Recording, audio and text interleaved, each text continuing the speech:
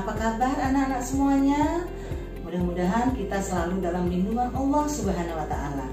Alhamdulillah, kita hari ini dipertemukan lagi dalam pembelajaran tema 6, subtema 1, 2, dan 3. Anak-anak perhatikan, tonton videonya dengan baik, teliti pembelajarannya, pahami ya, nanti ada tugas yang harus disetor ya. Selamat belajar anak-anak. Adapun tujuan pembelajaran kita hari ini adalah 1. Siswa dapat menuliskan tegak bersambung dengan baik dan benar. 2. Siswa dapat memahami penggunaan huruf kapital dengan tepat. Dan yang ketiga, siswa dapat membedakan satuan ukuran berat, yaitu kilogram, gram, dan ons. Nah anak-anak, marilah kita mulai pembelajaran 1 kita. Subtema 1 ini tentang hewan di sekitarku. Hewan di sekitar kita itu memang banyak ya, seperti ayam, kucing, bebek, itik, sapi, kambing. Nah itu antara lain hewan-hewan yang dipelihara.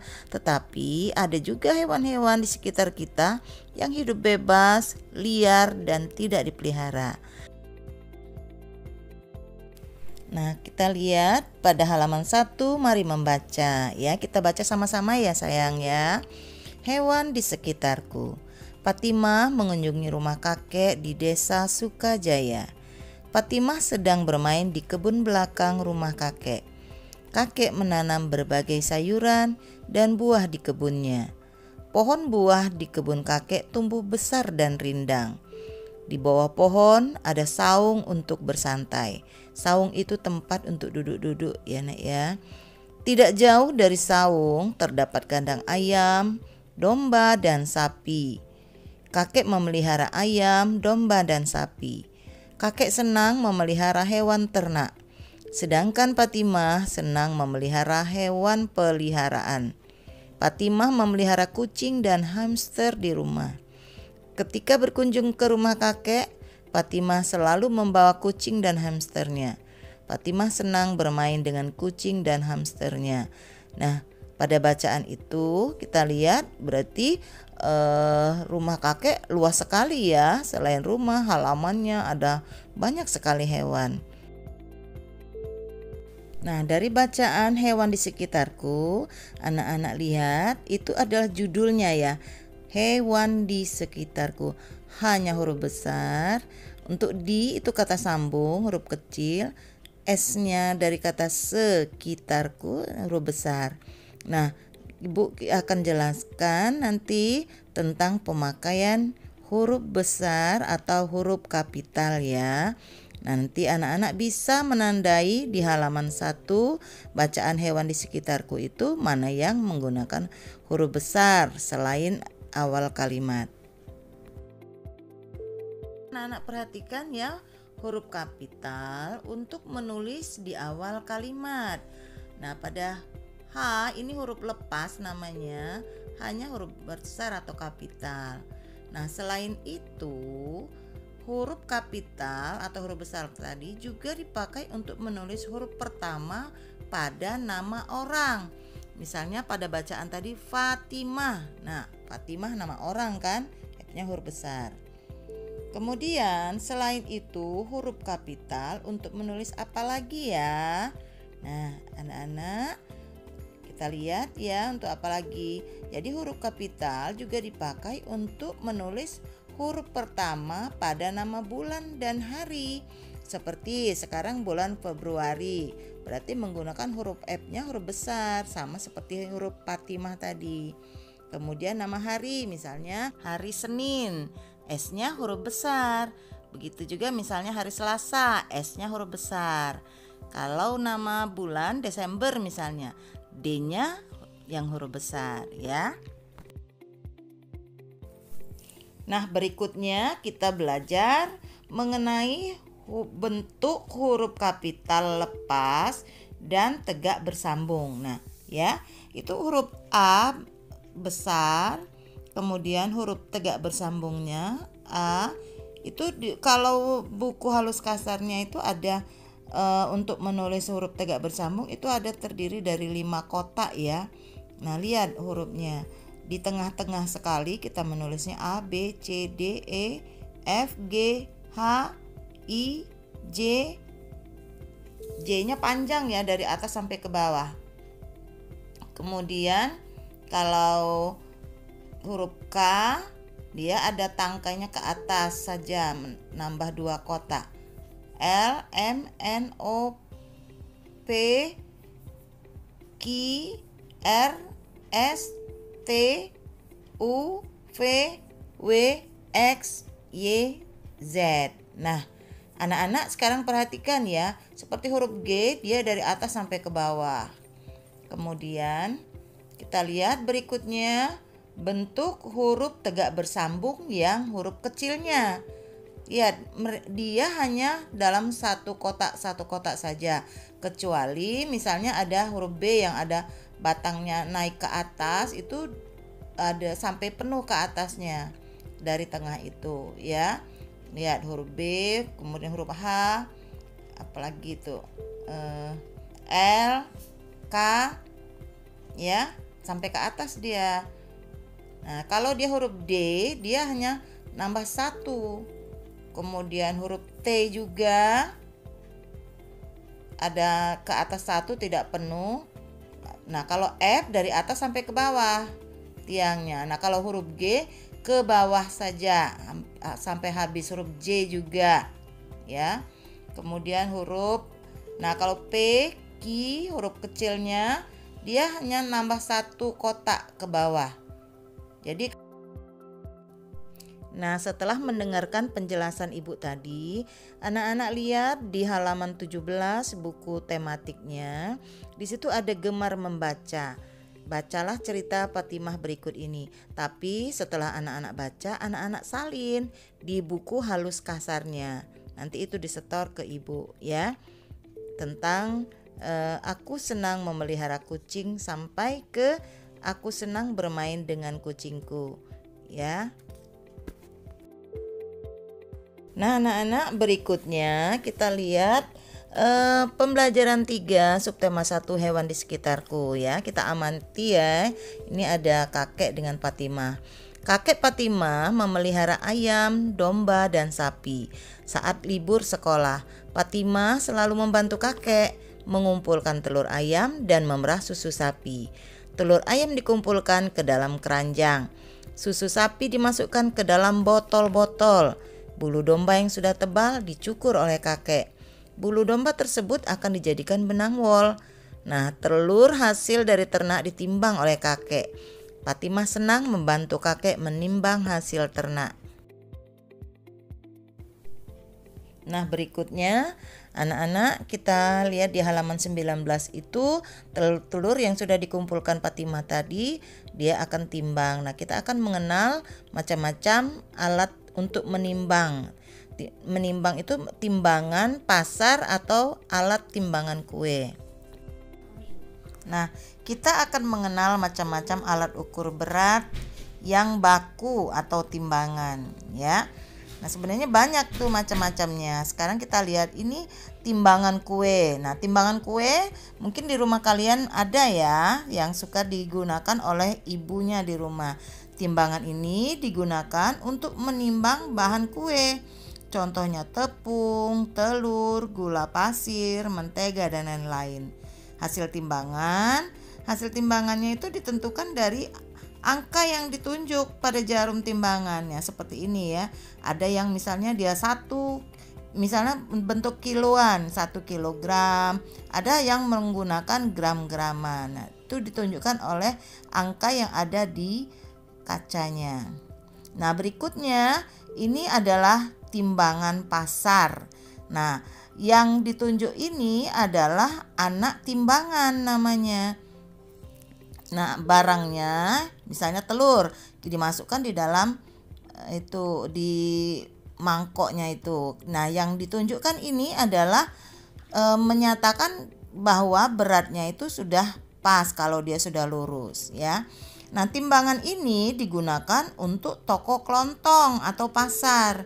Contohnya menimbang telur, beras, sayur-sayuran, buah ataupun yang lainnya ya. Hasil pengukuran ditentukan dengan melihat anak timbangan ini.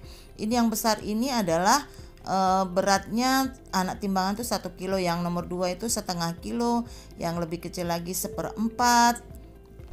Nah, kemudian barangnya itu, nah kalau sudah lurus antara barang yang ditimbang diletakkan di mangkoknya ini, kemudian anak timbangannya diletakkan di tempat yang merah ini. Kalau dia sudah pas, misalnya 1 kilo, yang di tengahnya itu lurus, berarti itu sudah timbangannya sudah pas ya. Misalnya 1 kilo, kita gunakan yang besar itu. Nah, coba anak-anak perhatikan, pada alat timbangan tersebut tertulis huruf G, kg, dan ons. Apa itu G? G berarti gram, kg berarti kilogram, dan juga ada juga ons. Ons itu juga bisa disebut hektogram atau Hg. Jadi Hg itu hektogram ya. Jadi satuan ukuran berat, kalau tempo hari kita satuan ukuran panjang ya, meter, sentimeter. Nah, sekarang satuan ukuran berat, gram, kilogram, gram, dan ons atau hektogram ya. Kemudian lihat, ayam dipelihara untuk dimanfaatkan daging dan telurnya. Daging ayam dijual dalam kemasan setelah ditimbang. Telur ayam dijual dalam kemasan setelah ditimbang. Nah, timbangan ini coba perhatikan seperti yang tadi. Ini anak timbangannya 1 kilo, yang sebelahnya 2 kilo. Berarti berat yang ini adalah berat ayam yang ditelur itu berat ayam yang ditimbang 1 kilogram. Karena dia sudah lurus bagian tengahnya itu ya. Anak timbangannya 1, menunjukkan berat ayam yang ditimbang ini 1 kilogram karena anak timbangannya 1. Sementara di sampingnya telur yang ditimbang karena anak timbangannya ada 2, itu menyatakan 1 kilo sama 1 kilo, berarti iya pinter, 2 kilogram. Nah itu ya, karena dia sudah kalau sudah lurus berarti sudah pas. Kalau belum lurus harus diluruskan atau diisi dengan benda yang ditimbang. Nah, sekarang satuan berat benda.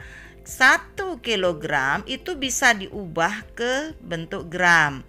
Jadi 1 kilogram itu sama dengan 1000 gram. Kemudian 1 kilogram atau kg itu juga sama dengan 10 ons atau hektogram. Dan 1 ons itu sama dengan 100 gram. Nah, ini satuan berat benda ya. Jadi kilogram, hektogram atau ons. Ya, ons itu sama dengan hektogram ya. Jadi kalau 1 kilogram, misalnya pertanyaan ibu, misalnya 1 kilogram telur dengan 1 kilogram kapas, beratnya sama tidak? Ya sama, karena sama dengan. Tapi kalau misalnya besar bentuk yang ditimbang tadi mungkin berbeda. Tapi kalau 1 kilogram telur dengan 1 kilogram kapas itu sama beratnya, berarti 1 kilogram ya. Nah, itulah satuan ukuran berat benda. Anak-anak pelajari itu saja dulu. Jadi 1 kilogram sama dengan 1000 gram.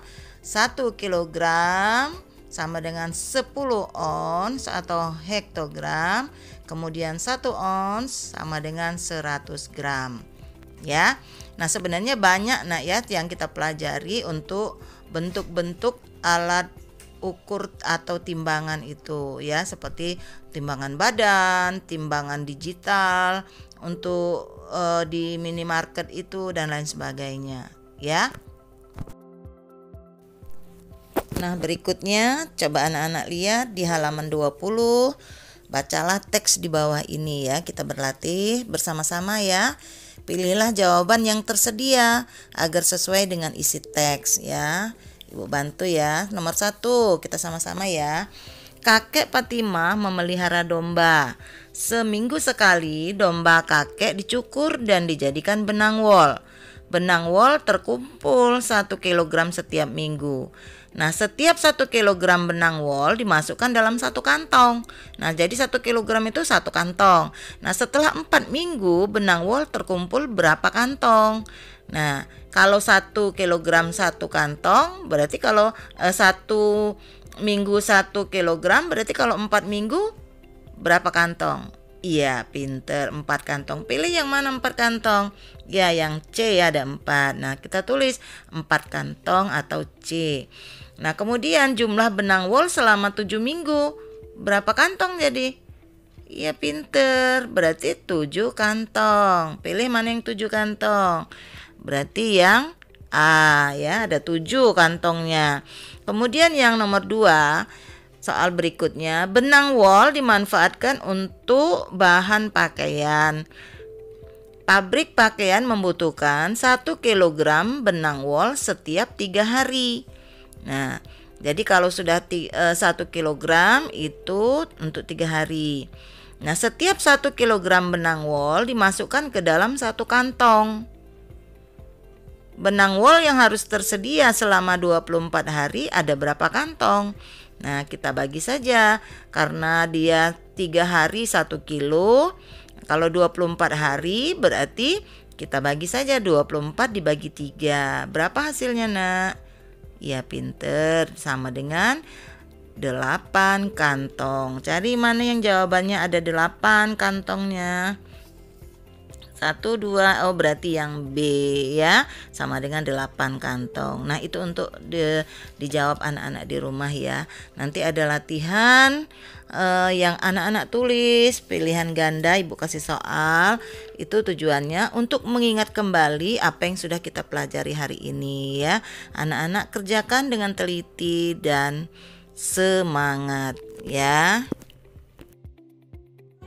Demikian pembelajaran kita hari ini.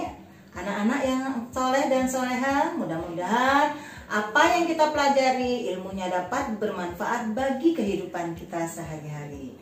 Ibu akhiri, wassalamualaikum warahmatullahi wabarakatuh.